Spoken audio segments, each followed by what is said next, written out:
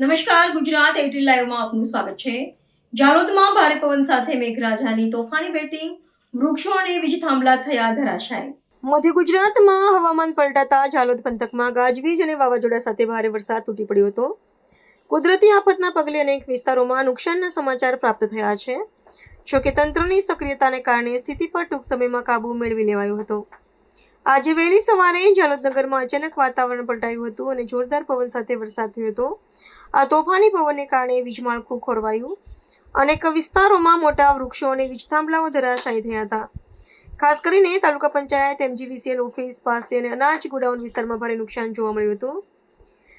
વીજ લાઈનો પર વૃક્ષો પડવાથી અને ટ્રાન્સફોર્મરમાં ક્ષતિ આવતા સમગ્ર પંથકમાં અંધારપટ છવાઈ ગયો હતો। જળબંબાકાર નીચાણવાળા વિસ્તારોમાં પાણી ભરાઈ જવાને કારણે વાહન વ્યવહાર અને જનજીવન પ્રભાવિત થયું હતું।